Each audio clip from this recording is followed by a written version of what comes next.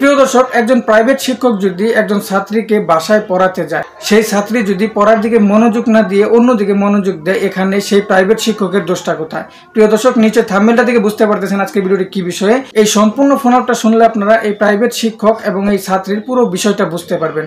চলুন প্রিয় দর্শক, কথা না বেরিয়ে সম্পূর্ণ ফোন আপটা শুনে আসি। তার আগে আমার ছোট্ট একটা রিকোয়েস্ট, আপনি যদি আমার চ্যানেল নতুন দর্শক হয়ে থাকেন, অবশ্যই ভিডিওটা লাইক দিয়ে চ্যানেল সাবস্ক্রাইব করে রাখবেন প্রতি মুহূর্তের এমন নিউজ এবং ফোন আলাপগুলো পাওয়ার জন্য।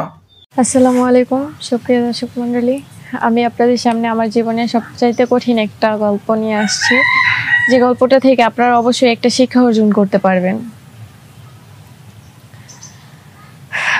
আমার নাম মোসাম্মদ নুরি আক্তার, আর আমার বাবা মা দুইজনে আছে। আমি আমার বাবা মার একমাত্র সন্তান।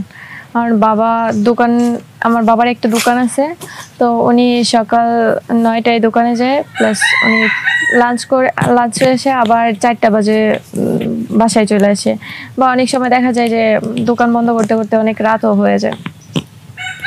তো আমি স্কুলে পড়তাম, ক্লাস 8-এ আমার সামনে যে ইচ্ছে ছিল, তো এর জন্য আমার মা আমার জন্য একটা স্কুল মাস্টার, প্রাইভেট মাস্টার ঠিক করে। তো আমার স্যার আসতো আমাকে 2টা সাবজেক্ট পড়ানোর জন্য, একটা ইংলিশ আর একটা অঙ্ক। তো আমার 2টা সাবজেক্ট উনি 2 ঘন্টায় পড়াই শেষ করতো। 2 ঘন্টা পর আবার বাসা থেকে চলে যেত। এভাবে প্রায় অনেক দিন হয়। উনি আমাকে ভালোভাবে লেখাপড়া করাইতো। তো আমার মা একটু বয়স কম ছিল, তো উনি দেখতাম মার দিকে আর চোখে তাকাইতো। আমার মা ওনার দিকে কেমন করতো, মাঝে মাঝে বলতো পানি খাবে, তো আমার মা পানি নিয়ে আসলে উনি আমার মার হাত ধরতো, অনেক কিছু করতো, আমি দেখতাম।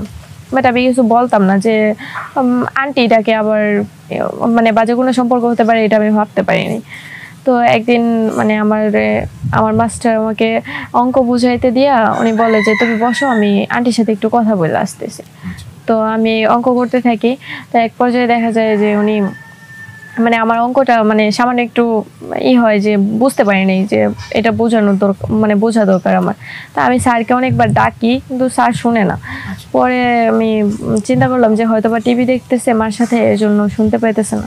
তো আমি যাই, ওইখানে যাওয়ার পরে দেখি আমার মার সাথে উনি শুয়ে রয়েছে, একদম খারাপ অবস্থা। তো দেখে আমি দৌড় দিয়ে আমার রুমে চলে আসি। আপনি দেখতে পেলেন যে আপনার যে প্রাইভেট টিচার উনি আপনার মার সাথে সেক্স করছে? হ্যাঁ। আচ্ছা আচ্ছা। তো আমি এটা দেখে দৌড় দিয়ে আমার রুমে চলে আসি, আমি আর কিছু বলি না। তো উনি চলে গেলে দেখে আমার অনেক খারাপ লাগছে, কিন্তু মা আবার আমাকে কড়া শাসনে রাখতো, তো আমি তেমন কিছু বলতে পারতাম না মার উপরে। তো আমি সাহস করে রাত্রে মা যখন আমার রুমে আসে, তখন আমি জিজ্ঞেস করি যে মা, আমি যেটা দেখছি ওটা কি সত্য? তো বলতেছে কি দেখছো তুমি, আর যা দেখছো কি দেখছো, আমাকে প্রশ্ন করে কি দেখছো, চুপচাপ বসে থাকো, কোনো কিছু দেখার দরকার নেই, পড়াশোনা করা দরকার পড়াশোনা করো। তো আমাকে ধামকি তুমকি দিয়ে ও রুমে চলে যায়। পরে বাবা বাসায় আসে, তো আমার মন খারাপ দেখে বাবা আমাকে জিজ্ঞেস করে যে কি হয়েছে মা। আমি বলি না কিছু না। ওই এইভাবে মনমরা হয়ে আমি স্কুলে যাইতাম, বা আমার টিচার আসলে আমি ওনাকে দেখতেই পারতাম না, সামনে বসলে আমার খারাপ লাগতো যে উনি বেয়াদব লোকটা, খারাপ চরিত্রে, খারাপ কাজ করে। হ্যাঁ। কিন্তু আমি চিন্তা করতাম যে হয়তো বা মার সাথে উনি জোর জবরদস্তি করে। পরে দেখলাম যে না, এইভাবে প্রায় আমাকে অঙ্ক বুঝাই দিয়ে বা ইংলিশ পড়তে দিয়ে উনি আমার মার রুমে চলে যেত। তো একদিন হঠাৎ আমার মা অনেক কইরা সুন্দর শাড়ি পরে উনি রেডি হয়েছে। তো আমি বলতেছি যে মা, আজকে তুমি এত সাজছো কেন, কি হয়েছে? বলতেছে কোথাও, আমি বলছি যে কোথাও যাইবা নাকি? তো উনি বলছে না, এমনি মন চাইলো। তো বলতেছে তোমার বাবা আজকে তাড়াতাড়ি আসার কথা তো, তাই। তো আমি চিন্তা করলাম হয়তো বাবার জন্য মা অপেক্ষা করতেছে। তো বাসায় আসে মা ওই দিন অনেক কিছু রান্নাবাড়ি করে। আমার টিচারে আসলে উনি আমাকে পড়তে বসায়, তো উনি ডাইনিং টেবিলে চলে যায় খাওয়ার জন্য। তো উনি খাওয়া দাওয়া শেষে আমার রুমে না এসে আমার রুমে চলে যায়। তো মা আবার টিভির সাউন্ডটা বক্সের সাথে করে দিচ্ছে। তো আমার লেখা পড়ায় অনেক ডিস্টার্ব হইতেছে।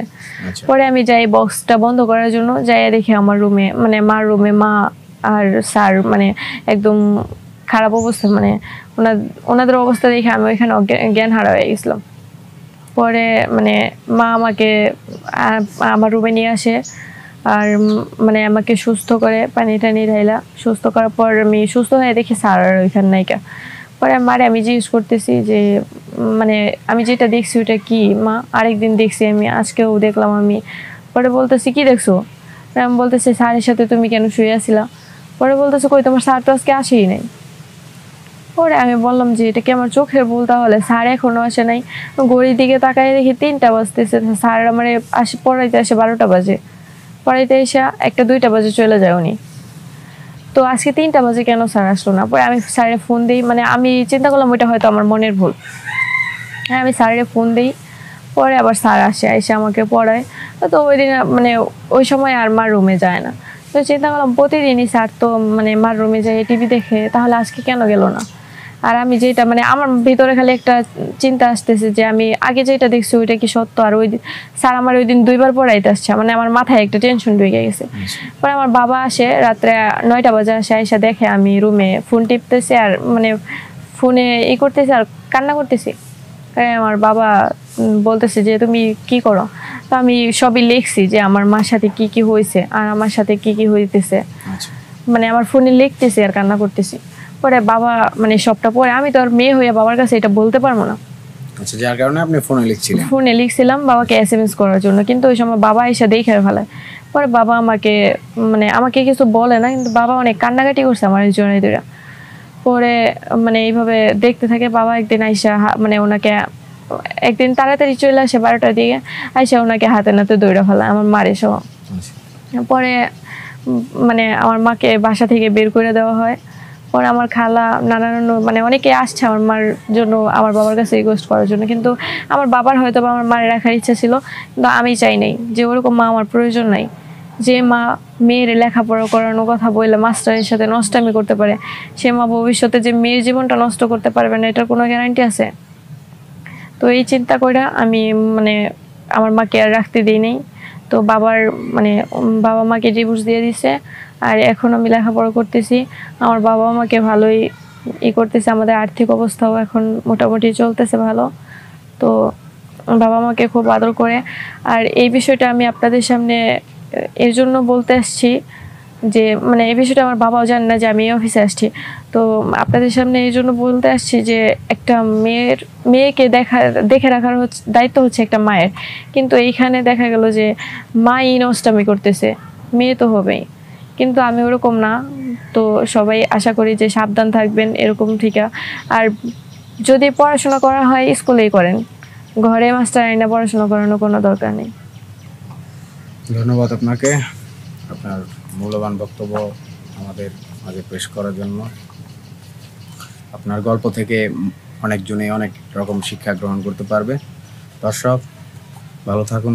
প্রিয় দর্শক, শিক্ষকের সামনে যদি ছাত্রী নিজেকে কন্ট্রোল করতে না পারে সেখানে শিক্ষকের দোষ দিয়ে কোনো লাভ হবে না। প্রিয় দর্শক, এই শিক্ষক এবং ছাত্রীর যে ভাইরাল ফোন আপটা শুনতে পেলেন, বাস্তব জীবনের গল্পটা শুনতে পেলেন, এই বিষয়টা শোনার পর আপনার কি মন্তব্য অবশ্যই কমেন্ট জানাবেন। নতুন এমন নিউজগুলো পেতে চ্যানেল সাবস্ক্রাইব করে রাখুন, নতুন এমন নিউজগুলো পেতে চ্যানেল সাবস্ক্রাইব করে রাখুন, ভিডিওটি ভালো লাইক দেবেন। আজকে এই পর্যন্তই, পরবর্তী ভিডিও দেখার আমন্ত্রণ। আসসালামু আলাইকুম।